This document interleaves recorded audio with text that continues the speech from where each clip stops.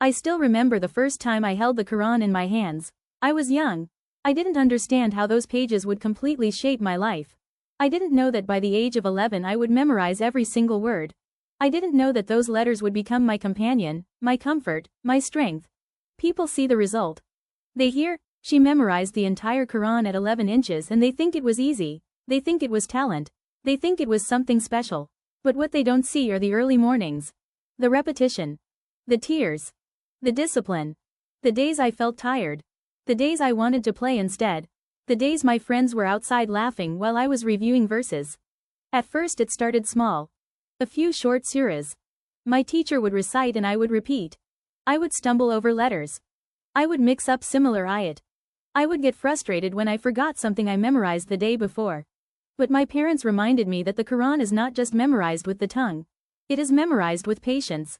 It is memorized with the heart. I built a routine. Every single day. No excuses. Before school. After school. Review before sleeping. Some days I memorized half a page. Some days a full page. But every single day I reviewed what I had memorized before. Because memorizing is one thing. Keeping it is another. I learned early that consistency is stronger than motivation. There were days I didn't feel like memorizing. But I did it anyway. There were days I felt slow. But I continued. There were days the words felt heavy. But I reminded myself these are the words of Allah. How can they not be worth my effort? Sometimes I would cry when I kept confusing similar verses in Surah Al-Baqarah. Sometimes I felt overwhelmed by how long the journey was. The Quran is not small. It is not light. It is 114 surahs. Thousands of ayat. Hundreds of pages. For a child that can feel impossible. But I broke it into small pieces. One page at a time. One line at a time. One ayah at a time. My teacher was strict but kind. She corrected every mistake. She made me repeat lines again and again until my pronunciation was perfect. At the time I thought she was hard on me. Now I realize she was protecting the Quran inside my heart. I didn't just memorize sounds. I learned tajweed. I learned how to respect every letter. How to stretch properly. How to pronounce from the correct articulation point. I learned that every letter has rights.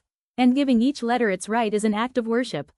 My friends would ask why I spent so much time memorizing. I didn't always know how to explain it. I just felt something special when I recited.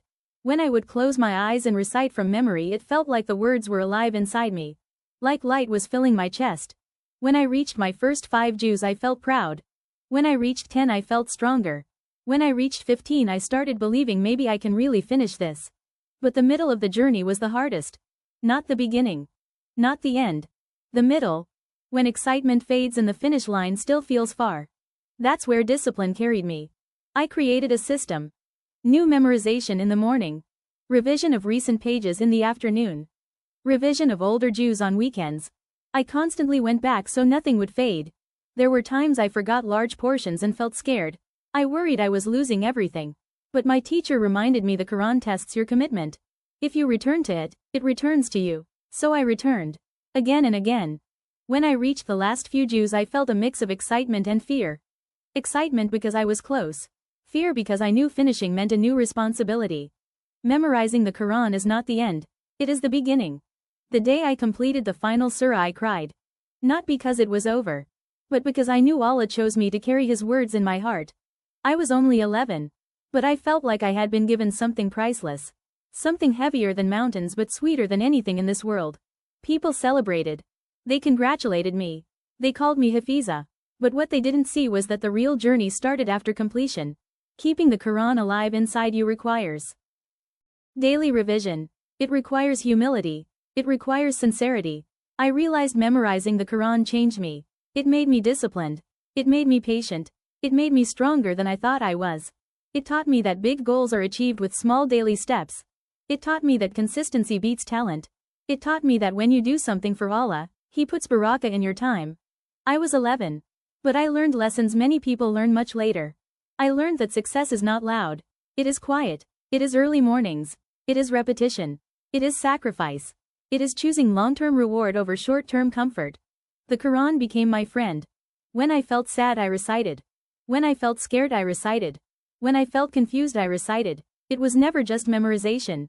It was connection. And even now I remind myself that being a Hafiza is not a title. It is a responsibility. It means my character should reflect the Quran. It means my actions should reflect what I memorized. It means I must protect what Allah placed in my heart. If I could give advice to anyone who wants to memorize the Quran, it would be this.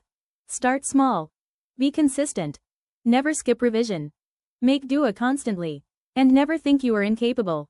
If an 11-year-old child can do it with discipline and sincere intention, you can too. The Quran does not choose the smartest. It chooses the sincere. And I pray that until my last breath the words I memorized at 11 remain firm in my heart and illuminate my grave and stand as my companion on the Day of Judgment. Ameen.